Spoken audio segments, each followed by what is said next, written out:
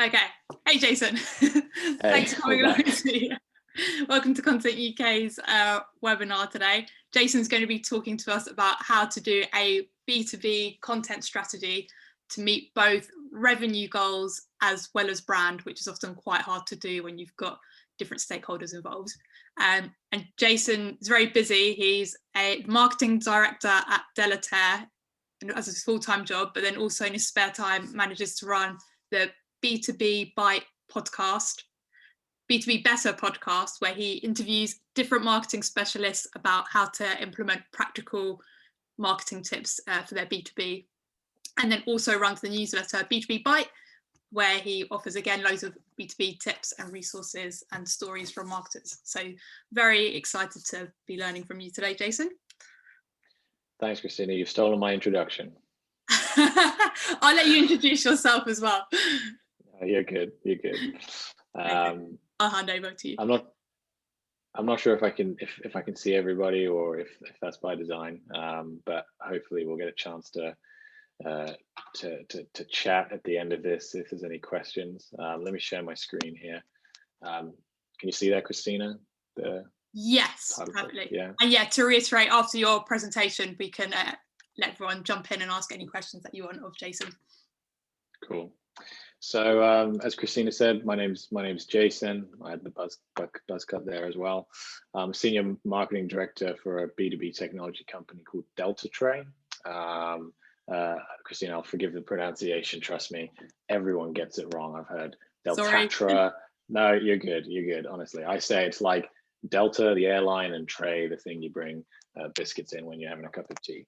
And we are the global leader in fan-first video experiences. So really anything to do with the kind of creation, consumption, and distribution of video content from big name sports and media operators, NFL, UEFA, ITV, BBC, etc. Some examples we have a hand in. We're doing everything from putting cameras into stadiums to doing broadcast graphics, to building websites and apps, OTT streaming services, consultancy, you name it, we probably do it.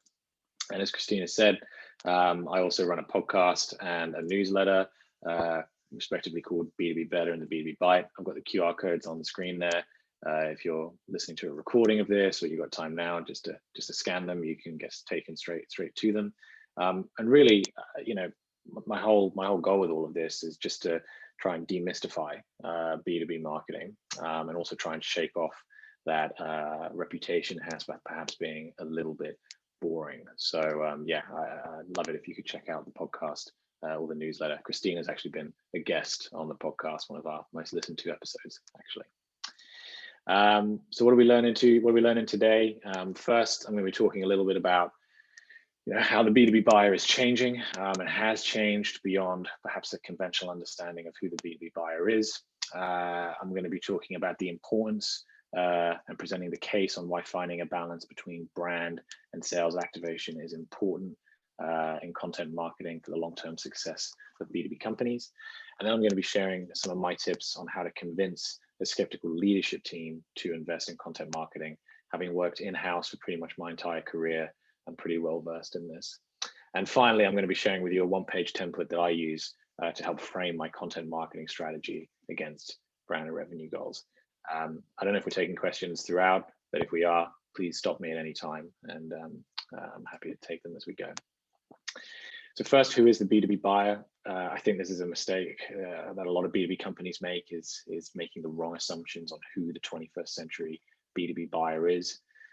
COVID has accelerated a bunch of trends around the discovery of new B2B products and services, and that buying journey of B2B solutions that's going to impact how marketing budgets are allocated over the coming years. And particularly, these trends affect a core group of B2B professionals who have an increasing influence over the buying decisions of their organizations.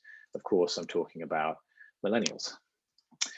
3/4 of 21 to 40-year-olds that work in B2B have influence over the buying decisions of their companies. They're digital natives. They do more of their research online than any other demographic.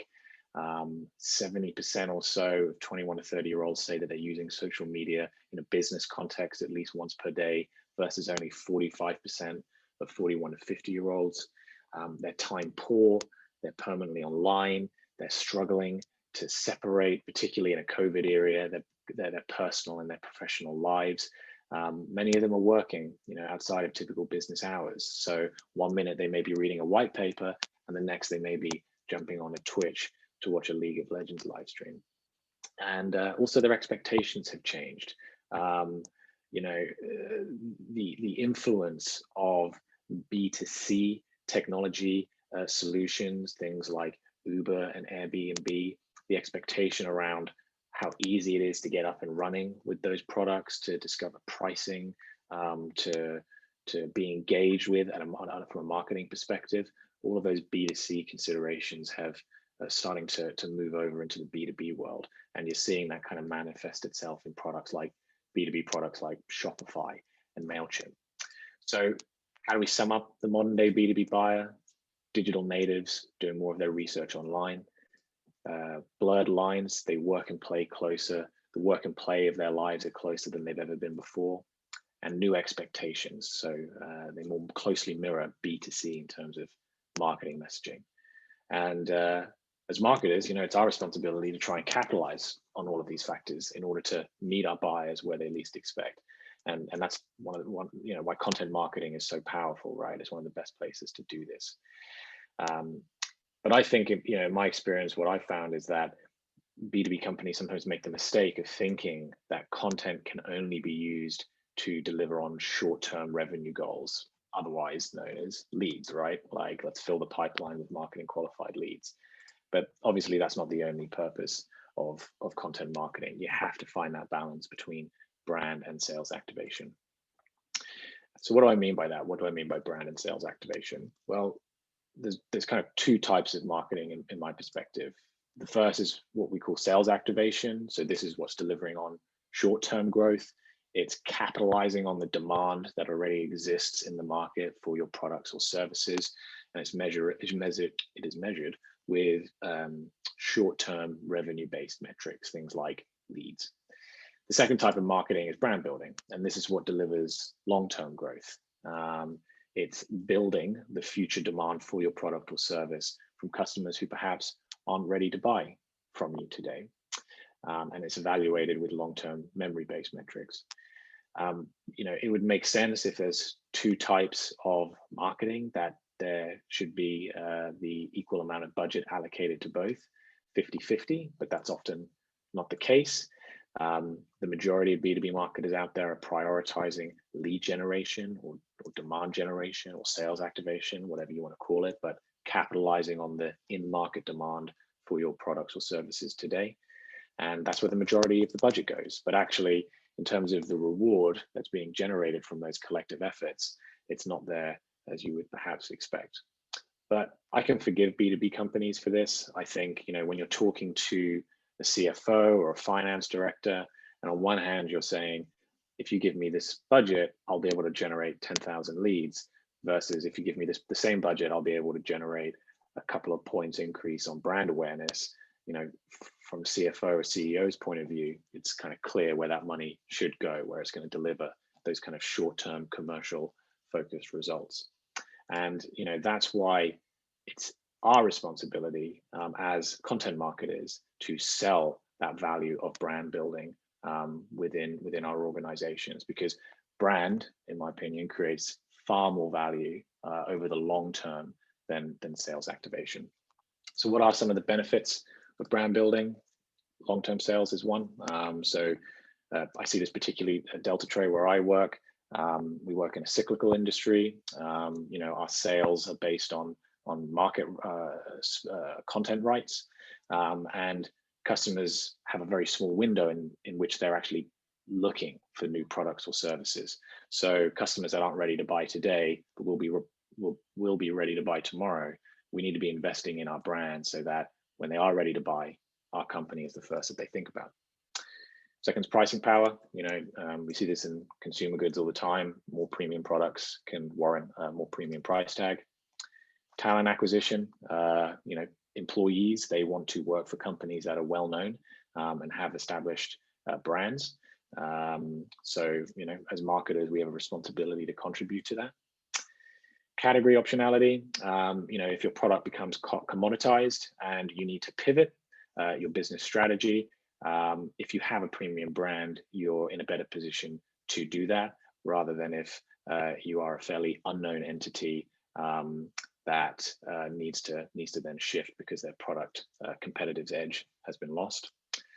And finally, exit strength. I have been through a couple of acquisitions myself of organizations, and there is a logic in that. If you have a more recognizable and well-known brand, you will be able to command a greater exit if you do ever sell the company. So these are just some of the examples of benefits of brand building that we can be selling into our leadership teams.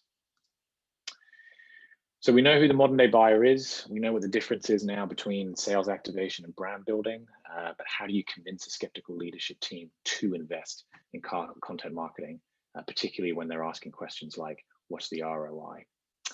For me, it's going right to the top. It's speaking in the CEO's language. It is shouting about competitors that also are running effective content marketing campaigns, both for demand generation, sales activation, and brand building goals, and also showing shareholder value. So demonstrating how content marketing can improve the lives of our customers. Secondly, it's about finding your internal champions. You've got to find the people in the company who do believe in the power of content marketing and can see the benefit of long-term brand building. I remember there was a guy I worked with. I was having a real struggle trying to convince my sales team to help me generate consistent content. And I found one guy, and he saw the value in it. And we worked together on building out a content marketing program for him specifically, where he would pump out a bunch of thought leadership on his LinkedIn profile, which I was writing for him.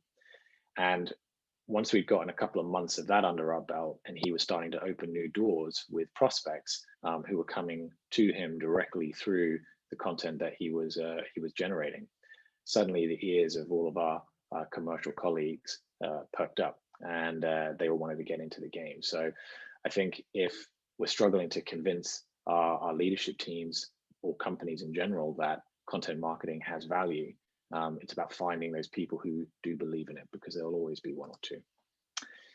And finally, customers, right? Surveying existing customers and asking them if they would appreciate more educational how-to blog content that explains your products or services, or even better, interviewing leads that perhaps have lapsed and didn't become customers, and getting to grips as to whether content marketing could have made a difference in converting them into being a buyer, is a really powerful tool. And I guarantee if you get just one person who says that they chose one of your competitors because of the content marketing that they're publishing or their engagement on social media, I guarantee you'll be in business. So finally, I want to run through a B2B content marketing model. This is just a really simple one-page framework that I use to start to kick off my content marketing strategy against my brand and sales activation goals. I'll start with just explaining the general concepts, and we'll be left with an example of how it could work in practice. So first, it starts with the acceptance that every target customer out there, there is an opportunity to hit your sales activation and brand building targets. And to maximize that opportunity, you need to know who they are, right? And this is commonly done through creating a buyer persona. Obviously, to hit our objectives, what we need to do is know what it is that we're striving to achieve. I'm sure we've all been in situations where we've been given really fluffy targets or objectives to hit.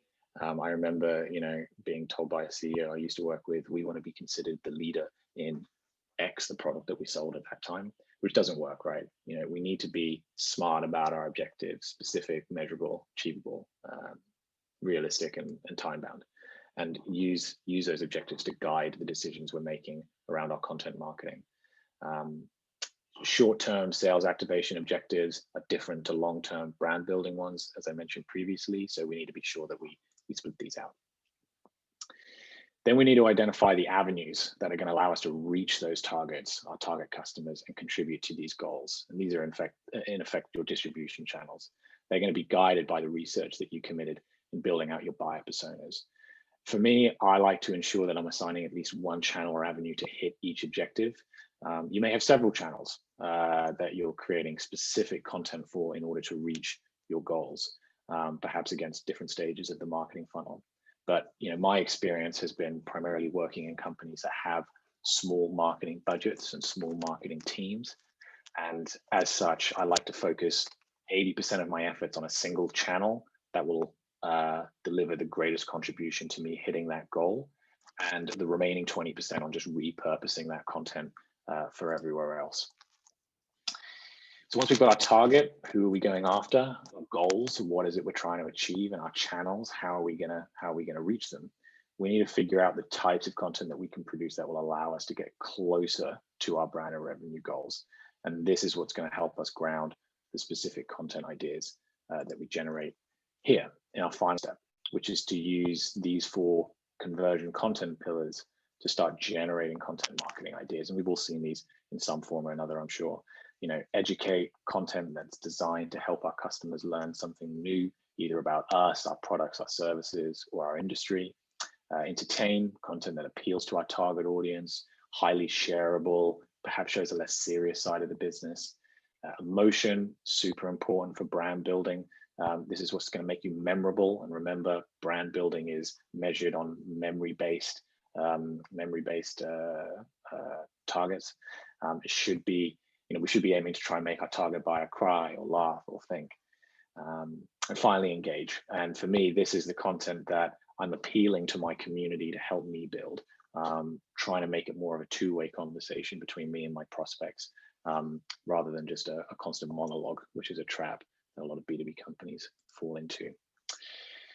So there we have it, a starting point to building out a content marketing strategy that hits brand and revenue goals. We try to create one of these for each buyer persona. There's usually obviously more than 2 objectives that we're going after that you see in the bottom left here of the screen. The important thing for me is that for each goal, we have a primary avenue or channel that we're leveraging in order to hit that goal. And to be clear, this is not the be all and end all of the process of building a content marketing strategy to hit brand and sales activation goals. For instance, it doesn't show the marketing funnel. The idea would be that you could use some of the ideas you have on the right here to start mapping those content pieces to specific segments of the funnel. This is an awareness piece, this is a conversion piece. But for me, I've used this as a starting point to frame my thoughts around building a content marketing strategy. And it gives me something really easy to understand and bite-sized, so I can take to a leadership team and kind of walk them through each of these sections to build that business case of content marketing in the first place. So that's it. I hope that was useful. You got my details there on the screen. If you are interested in subscribing to the newsletter, the QR code there as well. And would love to take any questions or hear your thoughts. Thanks. Amazing. Thank you. Thanks, Jason. That was brilliant. Really useful thing from that. I've just put everybody, because there's only a few of us, you can all jump on to speak if you want, so we can have more of a conversation instead of me just asking questions here. But to start off, we've got one from Molly. She's asked, can you share some examples of sales-focused content you've created? And do you tend to repurpose top of the funnel / marketing content with a sales perspective to it, or create brand new content for the sales team? It's a really great question, Molly, thank you. One example that comes to mind, I'm just going to see if I might actually have it on my presentation here, but I just didn't show it. Yeah, let me share the screen again. So one of the pieces of, again, I work in companies that typically don't have huge marketing budgets, right? Like Delta Tray, I was one of the first full-time marketing hires in the company's 35-year history. And I came in through an acquisition. So for me, it's about, quality rather than quantity. We're not in the game of trying to publish just a lot of stuff, but we want to publish a few pieces that really move the needle. And one of the first things that we did once I came into the company was publish this, the Where the Money's Going, Future of Sports Entertainment report, which was essentially a all-encompassing guide on the state of our industry. And it was built up of 3 information sources: executive interviews that we were running with our clients and partners from across the industry, a consumer survey that we commissioned through SurveyMonkey, if I'm not mistaken, and our own analysis of our proprietary data from the platforms that we support and we power. And we used it to present, as I mentioned, a kind of one-stop shop view on where the money of our industry was going between, I think it was 2019 and 2023 or something. And this was the fuel that powered our content marketing pretty much through 2019 and into 2020, because we were able to repurpose each of the chapters of this case study, of this white paper research report, of which there was about 20, into individual kind of blog posts or micro pieces of content that we shared across social media, our blog, and what have you. In terms of kind of sales activation, absolutely. We make it a practice within my team that every time we publish a piece of research or kind of meaty piece of work like this, to record a presentation of us running through the main insights of the report, of the work, and presenting a way in which we would sell it to our clients if we were in a sales position and having to go out there and prospect. And we feel like we know this has made a huge amount of difference in terms of our sales team actually using the content that we put out there. We found that if we just sent them a long report that was 50 pages long, they'd be like, "Oh, this is great, but I haven't got the time to read it." If we can record a 5-minute presentation where we distill down the key insights for the sales team and how we would pitch it to a sales prospect, and why they would be interested in reading it, we see much more engagement from the sales team in terms of getting out there. So yeah, I hope that's answered your question. That's such a good idea, because often you'll make this really good content and then the sales team just don't appreciate why that's going to help with the sales journey, but putting it into a video and explaining that to them, that's genius. Do you then use those videos in a way as public content as well, as almost like video versions of your of the piece of content, if that makes sense? It's a good idea. No, because we usually have a lot of kind of in-house jokes and stuff like that. So no, we haven't. But actually, that's a good idea. Maybe I need to ask the guys to start being a little bit more serious in the presentation, so we can use it for public facing.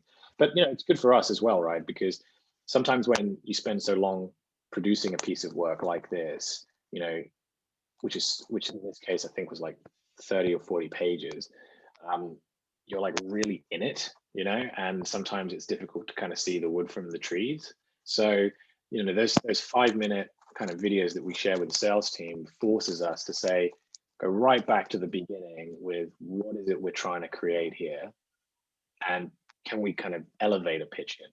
Because if we can do that, that allows us in our ongoing kind of promotion of the report to do a better job, in my opinion. Yeah, and that's really cool that you put so much energy into an actual really good piece of content and then just can keep using that and repurposing it throughout the year. Do you feel, what would you say to people that might feel pressure to make these really big pieces of content, but then also keep creating new content and they never get the chance to properly repurpose that?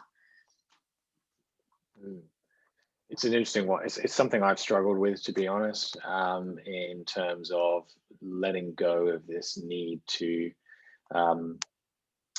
feel a pressure to just constantly get stuff out there. And I feel like, I'm in a slightly privileged position in the sense of, I think because kind of marketing within the company is only now starting to really the company starting to appreciate the benefit it can provide. We're in a position where we can kind of just make unilateral decisions that, hey, the next month we're just not going to publish as much as we previously did because we want to focus on like this one big piece of content. So I would say that, if you can secure that tolerance from your organization and kind of set and build the business case that, look, you are going to see a decrease in some of the quantity that we're usually putting out, but that's because we need to dedicate our resources to a piece of work we feel is going to generate, tenfold the amount of results we would get otherwise. Those are the kind of conversations that you need to be feeling confident in having with, your line manager or your leadership team or whoever. Because as I say, once you've got one of these big pieces, you just can break it down into bite-sized chunks. And as was the case here, we used it to fuel our content marketing efforts for over a year. And actually to this day, this report is still being quoted in the likes of Bloomberg and others, because it is, such a kind of meaty, evergreen piece of collateral. That's the content dream. An evergreen machine still working for you a year later. That's it. I had a question about some of the, so you mentioned making content for revenue targets and brand. And obviously with the revenue targets, it's easy to show that it's easier to show it's been successful because you've got traffic, lead conversions. How do you tend to show the story that brand related content has been effective? It's trickier. As I mentioned, when you've got a kind of a CEO or a CFO who are just worried about the next quarter and kind of hitting commercial targets and delivering value to shareholders, that is why you see, I think, in a lot of B2B companies, this de-emphasis on brand, because it does require a longer term view of kind of the marketing function. So, one of the ways that you can measure it is things like customer lifetime value, right? If we can develop a premium brand, then we can assume that, one, they will stay with us for longer, and two, they will be in a position, or they will be prepared to pay more than they would perhaps do when they first came on as a client. But in order to measure that effectively, you need time, right? Because it's not, at least in B2B, it's not something that is going to change overnight. With Delta Trade, for example, as I mentioned, we're operating on kind of 4-year content cycles, right? When the Olympics are happening, that's when we're selling. And the Olympics have been a long-term client of ours for 35 years, but you only have an opportunity to kind of measure whether the value of the entire customer lifetime is increasing. So yeah, it does require a longer term view of the marketing function, and yeah, that's something that we, I think, as marketers have a responsibility to try and sell into our organizations, the long term effect of brand building. Yeah, that's a good point. But the selling that long term vision is probably half of the battle when it comes to getting that buy-in. And you mentioned a lot of things before that you can, like, what did you say? You said proving like the long-term sales, talent acquisition, all these things that come, the long-term benefits of brand building. What would you say is like a good first step to take if you want to make that case to your team? Like, do you bring them all in a room? Do you do a presentation for them? How do you get started with that? Well, if I was in that situation, I'd probably follow my own advice, which was find your champion, right? I think trying to get everyone onto the same page at the same time, if this is a new concept, like we need to invest in brand building, can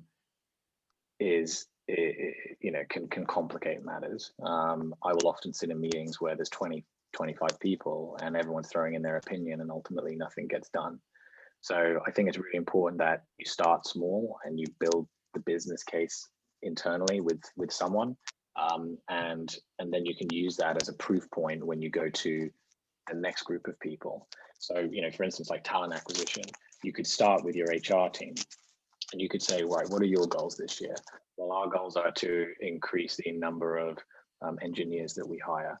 Okay, well, let's then, that's our brand goal. Our brand goal is to secure 20% more engineer hires. We need to develop a persona for those developers. Channel, we know that a lot of developers use platforms like Twitch. So we should get onto Twitch and start running deep dive demos of technical demos of our product in practice, and measure in our recruiting process how many of our new developers discovered us via that platform, or engage with us on that platform. There's a company called MongoDB. I don't know if anyone knows them, but they are a kind of database provider. I can't remember exactly what they do, but very complicated.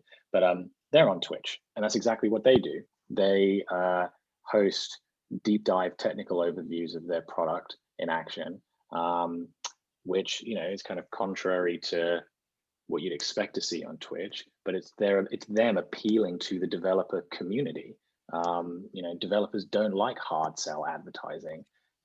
They want to be engaged with on their own terms. So, you can see with an HR team, that kind of journey of, we need to reach developers, we need to get a 20% increase. We know that Twitch could be a platform in which to reach that community. We can measure the success at the end of the year. Then you've got a proof point that you can take to the next function within the business or the leadership team or whoever. Yeah, that's a brilliant example there. Starting with a really small niche of proof point and then expanding out. I think Molly has a question, so feel free to go off mute, Molly, to ask your question. Hi, thank you. Can you hear me okay? Yeah. Yeah. Basically, I wanted to ask is, if you're putting revenue targets towards a campaign or a piece of content, what do you do to kind of argue or justify if you don't meet those targets? Because as content marketers, we can be quite ambitious sometimes. So do you use that maybe not very good performance to then inform your next piece of content, or how do you argue why that happened with the wider business? It's a bit of a rambly question, but yeah. No, I get it.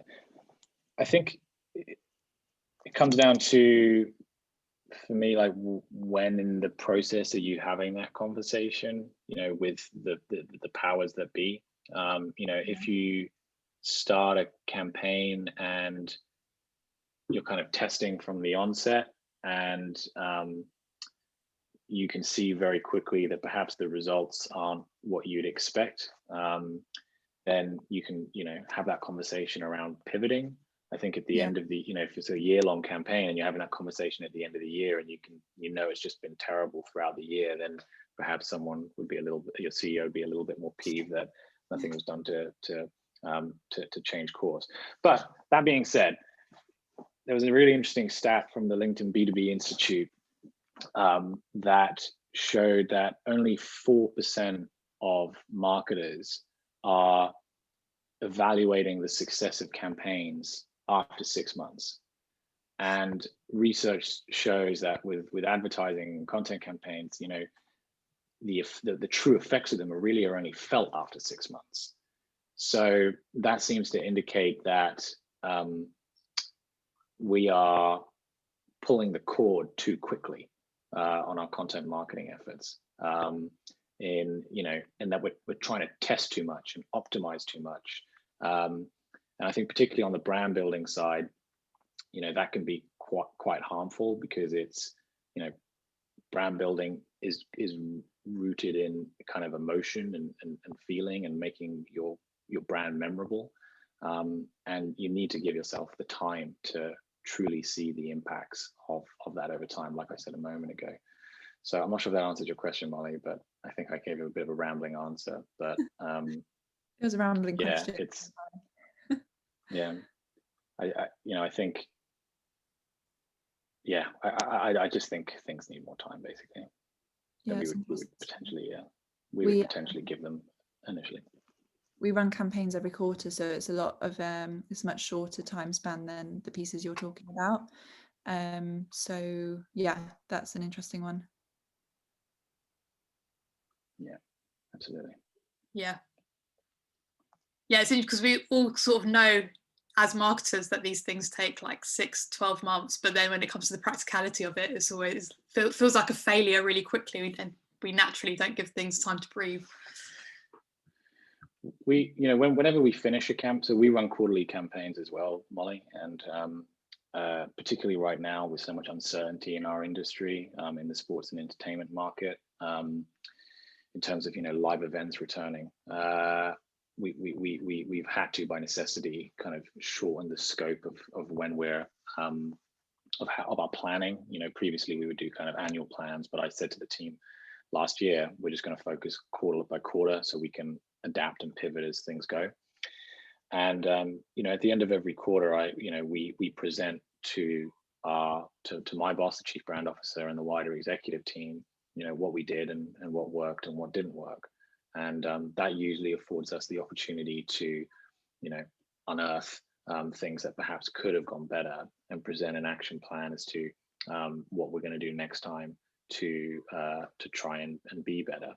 But it starts with a hypothesis, right? It starts with what is it we want to do and what do we expect the results are going to be. You need to be very clear about that at the beginning of your strategy planning, and it's fine if it doesn't necessarily go that way, as long as you can at the end draw some conclusions from it that are going to optimize your efforts the next time around. So again, it comes back to just setting very clear objectives and expectations around what it is you're going to do and what you expect to see from it. Yeah. Thank you. It's very, very helpful. Thanks. Did anybody else have any questions that they want to jump on to ask Jason? No, that's okay.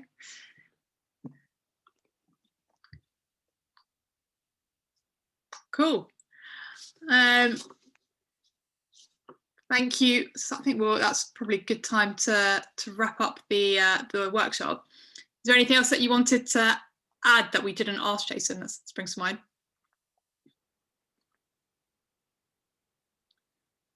I just appreciate you guys spending some time with me today. I know we're all very busy people, and it's nice to have shared some of my insights with you. Appreciate it. Really appreciate you taking the time to speak with us, Jason. Lots of strategic tips in there. Cool. So I guess, Christina, this will be shared somewhere in the group. Yes, it will be added to the Learning Hub along with slides and some summary notes from everything that Jason said. And did you mention a template that you had that you were going to share? I'm happy to share. Yeah, happy to share the template. Yeah. If you're happy to, I can't remember if you said that, but yeah. Yeah, of course. Rachel, yeah, lots of thank yous coming. That template a lot. Rachel has been frantically scribbling. I haven't used a pen in so long. I don't think I could do it anymore. Frantically scribble. Oh, I still always frantically scribbling. What was that, Rachel? I can't do pens and paper are the best. We can't let them die. So yeah, we can't go fully virtual. I can't do it. I've tried my damnedest because I think I could really get into stationery. Like, I think I really get behind nice notebooks and pens and stuff. One, my writing is terrible, and two, I just can't write fast enough. So I always end up defaulting to digital notes. Have you given up on physical books as well? Are you like pure Kindle reader? No. Books, I'm all about the physical copies. I will, if I buy it on Kindle, I'll buy the physical copy as well, because well, that's not true because I haven't got that kind of money. But I will always buy physical books. I don't like Kindle that much. Also, I'm building a bookshelf downstairs, so I want it to look full. You want to look well read. Yeah, exactly. Yeah, even if I'm not, right, I still want to look like I'm well read. Yeah, I definitely want to get a big bookshelf as well. Cool. I'll let everyone get off for lunch, but thank you so much again, Jason, and everyone for coming along today. And we'll see. And Jason is in the Content UK group as well. If you've got any follow-up questions for him, he's in Slack. Great. And check out my podcast episode with Christina. It's really good. And the rest of his episodes as well. All very good. Thank you. I'm not lying. It's the most episode. Oh, that's so cool. That's very good to know. Yeah, really. All right. Bye, everybody. Bye, everyone.